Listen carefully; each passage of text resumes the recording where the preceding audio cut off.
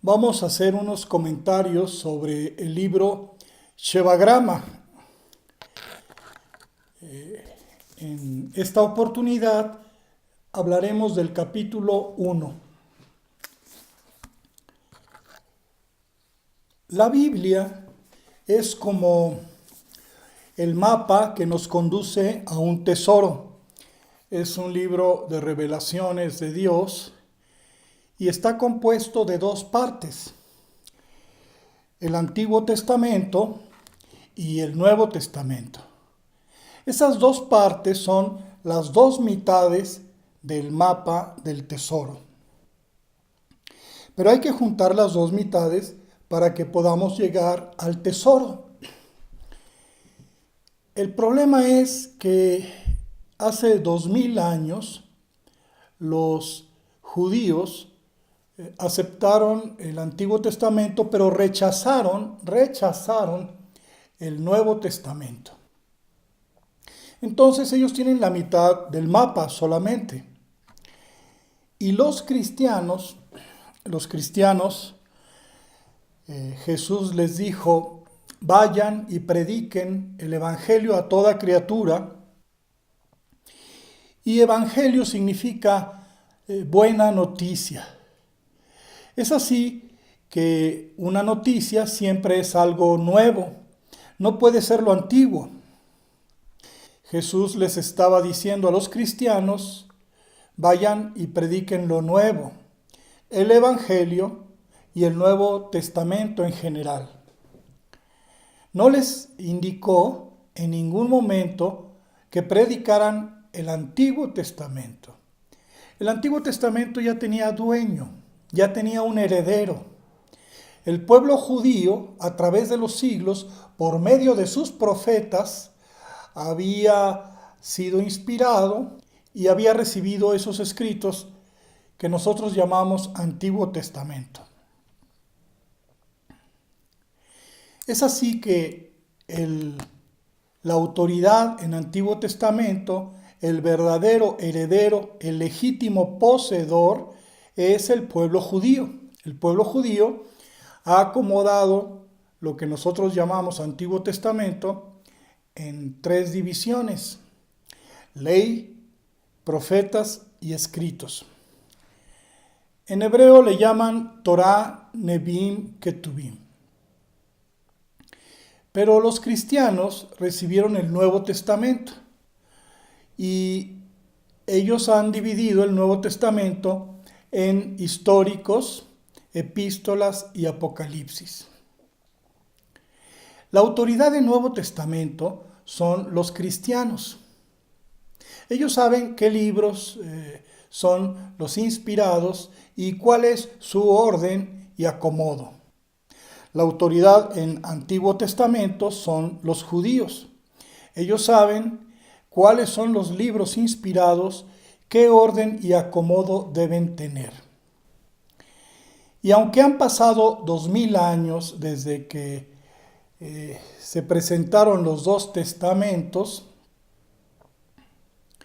no han podido unificarse. Las dos mitades del mapa del tesoro no han podido juntarse para que los seres humanos lleguemos al tesoro. No existe hoy en día una sola Biblia correcta. El judío tiene la mitad del mapa, que es el Tanaj o Antiguo Testamento. Y el cristiano tiene la mitad del mapa correcta, que es el Nuevo Testamento.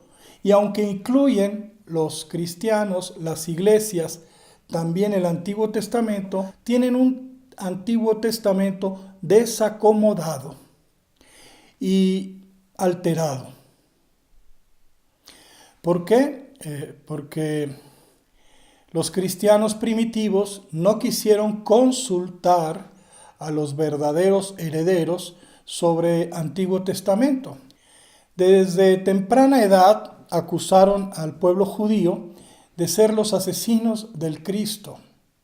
Y hubo separación, antagonismo, animadversión entre judíos y cristianos. Entonces el cristiano tomó una versión que se llama la versión de los 70 o la Septuaginta, una versión que se hizo por encargo de Ptolomeo antes de Jesucristo para la Biblioteca de Alejandría. Es una versión de lo que conocemos como Antiguo Testamento, pero en griego. En esa versión se alteraron el orden de los libros, el acomodo, y se incluyeron algunos que los judíos no consideraban inspirados. Entonces el cristiano, para hacerse del Antiguo Testamento, no consultó a los herederos legítimos. Tomó los escritos que quiso, que supuso, y los acomodó de la manera que creyó mejor. Es así que hoy en día los judíos tienen la mitad de la Biblia y los cristianos tienen una mitad correcta y una mitad alterada. No se han podido juntar las dos mitades del mapa para que los seres humanos lleguemos al tesoro de respuestas existenciales. Sobre este asunto hay muchas advertencias en la Biblia sobre esta separación que se haría entre Antiguo y Nuevo Testamento. Por ejemplo, en el Evangelio, en Mateo 23, 34, el mismo Jesucristo, el mismo Jesús, dice lo siguiente: por tanto, he aquí, yo envío a vosotros profetas, sabios y escribas, y de ellos a unos mataréis y crucificaréis, y a otros azotaréis. Fíjense qué interesante. La mención de profetas, sabios y escribas se parece mucho a las tres divisiones de la Biblia hebraica. Profetas, sabios y escribas suena a profetas, ley y escritos. Esto no es una casualidad. Da la impresión que Jesús está sugiriendo que a las tres divisiones del Antiguo Testamento se les iba a perseguir, se les iba a crucificar, se les iba a matar, a azotar. ¿Por qué digo que son las tres divisiones del Antiguo Testamento que tienen los judíos a las que se refiere Jesús? Bueno, en el siguiente versículo, aquí mismo, dice: para que venga sobre vosotros toda la sangre justa que se ha derramado sobre la tierra, desde la sangre de Abel el justo hasta la sangre de Zacarías, hijo de Baraquías, al cual matasteis entre el templo y el altar. Yo sé que suena un poco enredoso, pero pongamos un poquito de atención. Está citando Jesús la sangre de Abel hasta la sangre de Zacarías. Curiosamente, en la Biblia hebrea, en la correcta, donde están las tres divisiones, ley, profetas y escritos, el primer libro es Génesis, que es donde se narra la muerte de Abel, que todos conocemos. Caín mató a Abel, está en el primer libro, en Génesis. Y la muerte de Zacarías, a la que se refiere esta cita, está en Segunda de Crónicas. Segunda de Crónicas, desde Génesis hasta Segunda de Crónicas. Es un paréntesis que está abriendo Jesús desde el inicio hasta el final de los libros del Antiguo Testamento. Porque en la Biblia hebrea, el primer libro es Génesis y el último libro es Segunda de Crónicas. Entonces Jesús está avalando ese ordenamiento.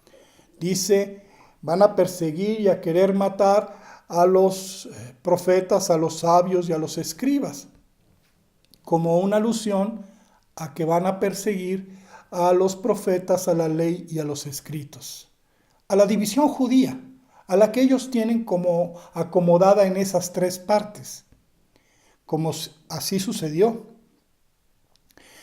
Este paréntesis que abre Jesús y cierra en Génesis y en Segunda de Crónicas, nos dice que la Biblia del Antiguo Testamento correcto comienza con Génesis y termina con Segunda de Crónicas. La única Biblia que tiene ese inicio y ese final es la Biblia hebrea. Todas las Biblias cristianas comienzan con Génesis, sí, pero terminan con Malaquías. ¿Por qué?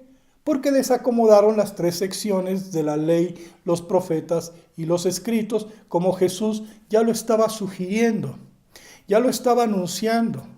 Perseguirán a estas 3 divisiones. Y toda la consecuencia desde Génesis hasta Segunda de Crónicas caerá sobre ellos. Es un pecado que cometió la cristiandad inicialmente, tomar el Antiguo Testamento y desacomodar los libros a su arbitrio, porque Jesús estaba avalando ese ordenamiento. En el último capítulo de Lucas, en el Evangelio de Lucas, también vamos a encontrar otra cita muy clara, donde Jesús está diciendo: era necesario que se cumpliese en mí lo que estaba anunciado en la ley de Moisés, en los profetas y en los salmos. Ley, profetas y salmos. Jesús dice: en mí se cumplen las 3 secciones de la Biblia hebraica correcta. En mí se cumplen las 3 divisiones que está en la Biblia judía, aquella que se escribió en hebreo, de derecha a izquierda, con los caracteres propios del hebreo. Torá, Nebim, Ketubim estaban hablando de mí, es lo que dice Jesús. Yo sé que no es lo mismo o no suena igual decir ley, profetas y escritos que ley, profetas y salmos. Pero es común en la costumbre hebrea mencionar algunos libros como inicia su narración, o algunas secciones de libros como inicia con el libro que inicia esa sección de libros. Por ejemplo, el libro de Génesis, los judíos lo llaman Bereishit, que significa en principio.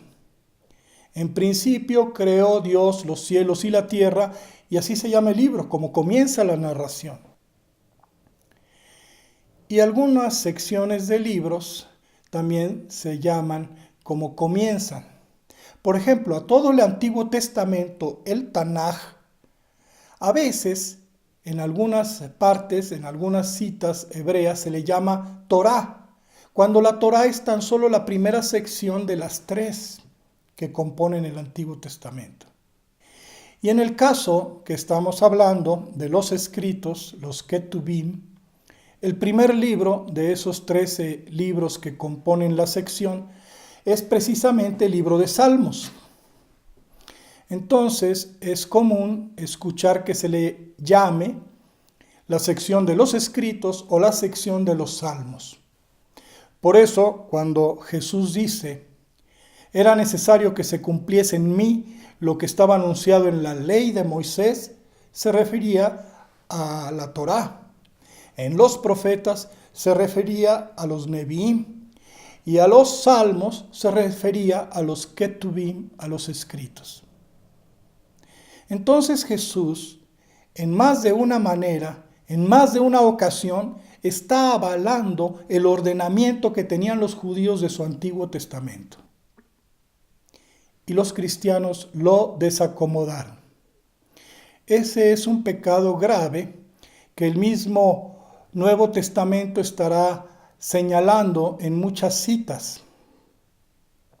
Por ejemplo, en las cartas a las iglesias en Apocalipsis se dirá: tengo contra ti que has dejado a tu primer amor. Arrepiéntete. ¿Y cuál era el primer amor? Pues era el Antiguo Testamento. También les dirá a los cristianos primitivos: tengo contra ti que ahí murió mi testigo fiel al que mataste, Antipas. ¿Y quién era el testigo? El testigo fíjense que suena a testamento, a testigo que murió entre los cristianos. Se olvidaron del primer amor que era el Antiguo Testamento y la herencia judía. Mataron al testigo que hablaba de Dios y de Jesucristo. Acuérdense que Jesús dijo, era necesario que se cumpliera en mí lo que decía la ley, los profetas y los escritos. O sea que la ley, los profetas y los escritos atestiguaban sobre Jesús. Son los testigos. El Antiguo Testamento es un testigo de lo que vendría después, porque es un anuncio, es una profecía de Dios. Entonces, en muchas partes del Antiguo Testamento, incluso del Nuevo Testamento, había ya advertencias de que la revelación sería dividida. En la carta de Judas, dice también una metáfora muy interesante donde dice que el diablo y Miguel disputaban por el cuerpo de Moisés y que el ángel Miguel no quiso condenar o maldecir al diablo y le dijo que el Señor te reprenda. Eso es muy curioso, es muy interesante porque está hablando en símbolos. Obviamente no se refiere a algo literal, porque sabemos que nuestro cuerpo es polvo y se va a convertir en polvo. Entonces no hay que entender esa disputa por el cuerpo de Moisés como si fuera literal. El cuerpo de Moisés es un símbolo de los escritos mosaicos, es una figura del Antiguo Testamento. En algún momento de la historia, el diablo, Miguel, disputarían, pero Miguel se retiraría y permitiría que el diablo hiciera lo que quisiera hacer, porque más adelante Dios pondría las cosas en su lugar. Y así fue. Fue terrible que cuando llega el Nuevo Testamento para hacer conexión con el Antiguo Testamento, precisamente algo impidiera la unión. Por un lado, la soberbia judía que no aceptó el Nuevo Testamento, y por otro lado, la soberbia cristiana que dijo, no consulto el ordenamiento judío, yo los acomodo como me da la gana. Y tenemos 2000 años con las dos mitades del mapa del tesoro separadas. El propósito de Shevagrama es unificarlas para que aparezcan todos aquellos mensajes que estaban ocultos. Porque si acomodamos bien el orden de los libros de acuerdo a la herencia hebrea y acomodamos bien el orden de los libros de acuerdo a la herencia cristiana, el Antiguo Testamento correcto y el Nuevo Testamento correcto, encontraremos que aparecen miles de conexiones arrojando el mensaje crístico, mesiánico.